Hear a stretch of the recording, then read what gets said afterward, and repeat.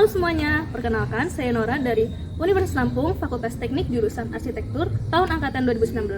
Pada kesempatan kali ini, saya akan mengulik lebih jauh mengenai tempat-tempat amatan yang sudah kami amati pada saat melaksanakan KKL 2021.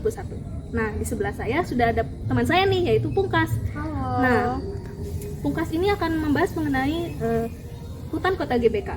Nah, apa sih konsep dari Taman Hutan Kota GBK ini? Jadi destinasi ini menempati sebuah kompleks bangunan yang bergaya kolonial tropis di bekas lahan Senayan Golf Range yang kini dibuat menjadi taman kota asri. Luas lahannya mencapai 4,6 hektar, memang ideal untuk bermain golf gitu. Peralihan fungsi lahan berlangsung pada pertengahan tahun 2016. Seluas 1,3 hektar dikelola oleh Pusat Pengelola Kompleks Gelora Bung Karno. Jadi Jakarta ini menggunakan konsep dasar alam, kebudayaan dan kejayaan Indonesia secara berkelanjutan. Pembangunan hutan kota GBK ini bersama dengan renovasi sejumlah area di GBK yang kini terasa lebih modern dan tertib. Konsep dari hutan ini dirancang untuk memenuhi kebutuhan pertemuan intensif, konvensi, dan pameran gitu. Wah, jadi hutan GBK ini ternyata luas banget ya. Lalu kemudian prasarana apa saja sih yang tersedia di Taman Hutan GBK ini? Selama di sana, saya pernah mengunjungi di sana. Jadi tuh ada beberapa prasarana sih di Taman Hutan GBK tersebut. Yaitu ada gerbang, kios komersil, taman amphitheater, kolam termesi, plaza utama, ruang ganti, toilet publik, amphitheater utama, coffee tea house. Jadi prasarananya ini ada banyak banget ya untuk mendukung kegiatan-kegiatan yang ada di sana. Iya, benar banget. Kemudian potensi apa aja sih yang bisa kita dalami gitu dalam Taman Hutan Kota GBK ini? Oke, jadi hutan kota GBK Senayan sengaja dibangun sebagai ruang terbuka hijau, paru-paru kota, dan lahan konservasi. Di samping itu, pembangunan hutan kota ini juga diwujudkan sebagai dukungan terhadap kepedulian lingkungan serta perubahan iklim itu. Jadi keberadaan hutan kota GBK ini sangat menyejukkan ya bagi untuk warga ibu kota Jakarta. Iya, setahu saya itu adalah revitalisasi dari lapangan golf gitu. Oke, selesai sudah pertanyaan kita mengenai hutan kota GBK, dan selanjutnya kami akan move ke seksi berikutnya, yaitu membahas mengenai Rasuna Epicentrum. Terima kasih Pungkas sudah menjawab pertanyaan dari saya. Terima kasih, sama-sama Nora. Nah, sekarang saya sudah bersama dengan teman saya Cicio untuk membahas mengenai tempat kedua, yaitu Rasuna Epicentrum. Nah, Cio, Rasuna Epicentrum ini tempat apa sih sebenarnya? Kawasan Rasuna Epicentrum ini adalah kawasan mega superblok yang ada di Jakarta, menggabungkan hunian, olahraga, rumah sakit, bisnis, hiburan, ruang terbuka hijau, pusat perbelanjaan, hingga sarana pendidikan. Wah, jadi di Rasuna ini banyak sekali ya fasilitas-fasilitasnya. Ya, benar. Kemudian apa aja sih yang menjadi amatan dalam kawasan ini? Yang menjadi amatan kita pada waktu itu adalah kawasan Rasuna ini. Yang kita amati itu adalah kawasan landscape-nya, ruang terbuka hijaunya yang disebut river walk. River walk itu jalanan yang terdapat di sekitar river walk ini biasanya digunakan sebagai kawasan olahraga seperti bersepeda hingga jogging. Tetapi yang paling menarik itu adalah view-nya. Mengapa view-nya? Yaitu seperti view-nya seperti di luar negeri, khususnya di negara Singapura. Lalu terdapat pohonan yang lebat membuat kawasan ini menjadi sejuk. Di river walk ini terdapat bangku taman, area jogging track, dan juga area bersepeda. Dan di sungainya ini bebas dari sampah karena konsep dari river walk ini adalah pengelolaan sungai. Sungai ini lebih dari 300 meter ini yang diolah agar tidak adanya sampah. Sampahnya itu disaring dan tidak adanya sampah dan bau. Wah, jadi bisa banget nih ya buat warga-warga kota Jakarta untuk olahraga gratis nih di sini dengan nyaman dan bersih. Terutama sungainya nih bersih banget ya harusnya. Lalu untuk kekurangannya sendiri apa sih dari Rasuna ini? Kurangnya dari Rasuna Epicentrum ini di sana itu terdapat parkiran yang beberapa di sana itu ada beberapa sampah plastik dan juga botol plastik. Dan saat kita berkunjung ke sana juga kami bersempat untuk parkir mobil di sana itu. Jalanannya itu masih terdapat becek karena hujan dan juga berlumpur karena tidak ada perkerasan antar semen ataupun batu paving itu sendiri. Wah, berarti kekurangan-kekurangan ini harus menjadi bahan yang dipertimbangkan lagi untuk pengelolanya ya, supaya pengguna-penggunaannya menjadi lebih nyaman ketika berjalan-jalan di area ini. Oke, Oke, terima kasih Cio sudah menjawab pertanyaan-pertanyaan dari saya. Kita akan move ke sesi berikutnya untuk membahas mengenai Taman Wisata Alam Mangrove. Oke, terima kasih. Nah, sekarang saya sudah bersama dengan teman saya nih, yaitu Kurnia. Dia akan membahas mengenai Taman Wisata Alam Mangrove yang berada di Jakarta Utara. Nah, Taman Wisata Alam Mangrove ini sebenarnya fungsinya untuk apa sih? Oke, jadi Taman Wisata Alam Mangrove ini merupakan ekosistem lahan basah yang didominasi oleh pepohonan mangrove. Selain bisa meredam gelombang besar termasuk tsunami, hutan mangrove ini juga dapat menyerap karbon dioksida 5 kali lebih banyak daripada hutan tropis di dataran tinggi.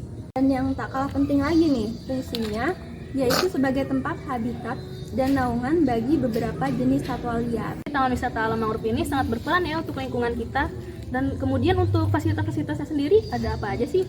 Wah, banyak banget nih. Yang pertama ada pondok kemah, kawasan pengamatan burung, wisata air seperti perahu wisata dan pemancingan, ada taman bermain anak, musola, toilet, bahkan ada food cart-nya juga loh. Wah, fasilitasnya banyak banget ya, berarti cocok banget nih untuk tempat wisata keluarga. Nah, kemudian untuk pondok kemahnya sendiri nih, fungsinya itu untuk apa sih? Terus kondisinya gimana sekarang? Untuk pondok kemahnya, fungsinya yaitu beberapa bisa disewakan dan digunakan untuk menginap. Namun kebanyakan sudah tidak dapat digunakan lagi karena sudah rusak. Yang pertama, kebanyakan pengunjung juga hanya memanfaatkan pondoknya ini sebagai tempat foto. Wah, berarti sayang banget ya tempat-tempat ini tidak bisa digunakan. Nah, ini harus menjadi perhatian khusus nih bagi pengelolanya supaya dapat diperbaiki lagi untuk kedepannya. Iya, betul. Oke, terima kasih Kurnia atas jawaban-jawabannya. Kita akan beralih ke sesi selanjutnya, yaitu membahas mengenai Setu Babakan.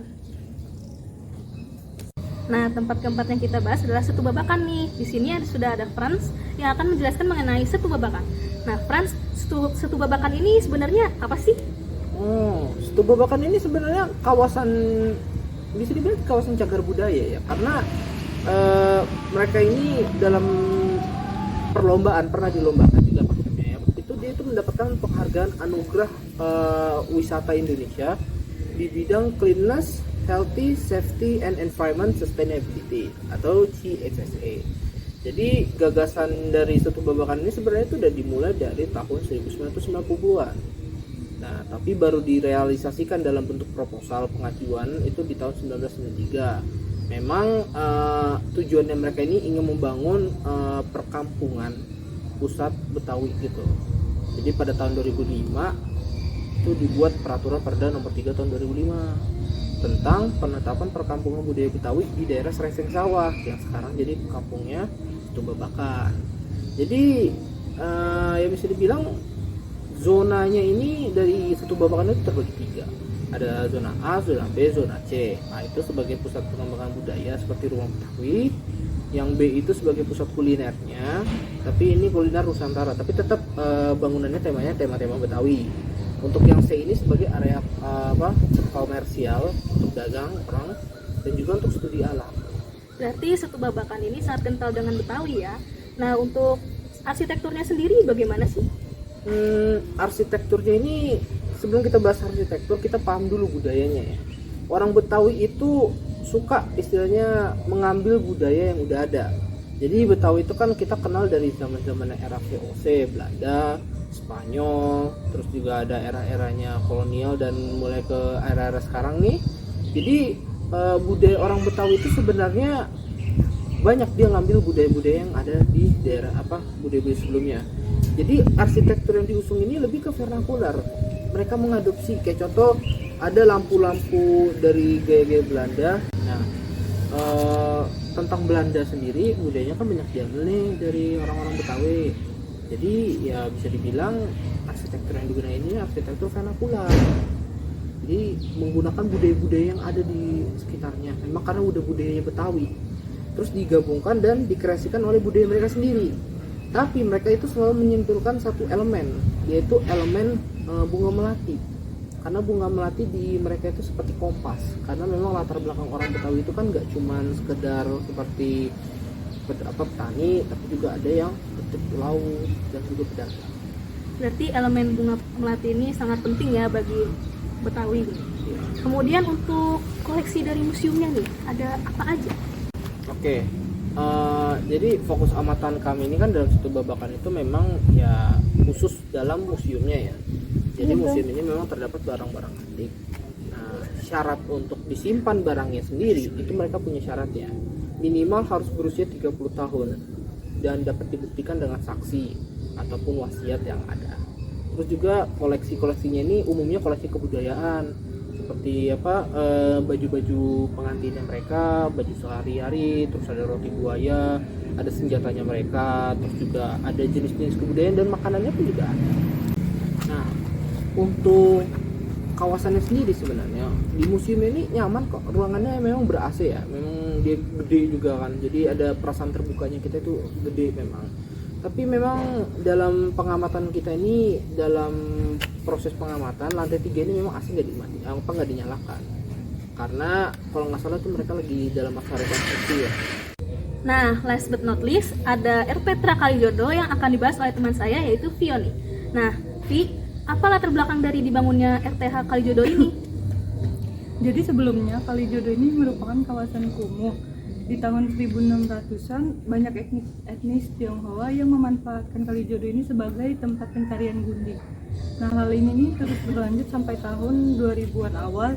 Kalijodo ini masih dipergunakan sebagai tempat prostitusi, judi, dan narkoba. Pada tahun pemerintahannya Ahok direncanakan untuk dibangun RTH Erpetra karena kurangnya lahan untuk lahan terbuka hijau. Berarti Erpetra Kalijodo ini sangat berguna dalam mengurangi tindakan-tindakan dan yang negatif di lingkungan sana ya. Kemudian untuk desainnya itu sendiri, siapa sih yang membuatnya dan terus gimana konsepnya? Jadi arsitek utamanya itu Insinyur Yori Antarawal, menggunakan konsep geometri 3 dimensi. Nah, keunikannya sendiri itu ada di sini karena Erpetra Kalijodo terletak di wilayah perbatasan antara Jakarta Barat dan Jakarta Utara. Nah, lalu di sisi bagian Jakarta Barat ini dimanfaatkan untuk bagian Erpetranya, sedangkan di bagian Jakarta Utara dimanfaatkan untuk ruang terbuka hijau. Wah, berarti unik banget ya dari pembagian-pembagiannya. Kemudian untuk kebutuhan publiknya nih, penggunaan materialnya itu gimana sih di bagian kebutuhan publiknya itu? Nah, jadi untuk materialnya sendiri RTH Erpetra ini menggunakan banyak material yang tidak perlu banyak perawatan seperti beton dan baja. Untuk tanaman pun alih-alih menggunakan tanaman perdu, bagian RTH ini menggunakan tanaman peneduh dan relumputan. Oh, berarti RTH Erpetra ini sampai sekarang masih digunakan ya? Iya, jadi bahkan saat pengunjung dibatasi karena adanya COVID, bagian amphitheater pun tetap dimanfaatkan dengan baik dan dijadikan sebagai tempat vaksin COVID-19. Bagus sekali ya dari pemanfaatan tempat ini. Semoga kedepannya bisa digunakan terus agar bisa dinikmati oleh warga-warga Jakarta. Terima kasih kepada teman-teman semuanya yang sudah menonton video ini. Mohon maaf apabila kami semua memiliki kesalahan baik kata maupun perbuatan, dan semoga video ini dapat berguna bagi teman-teman semuanya. Terima kasih dan sampai jumpa. Hey.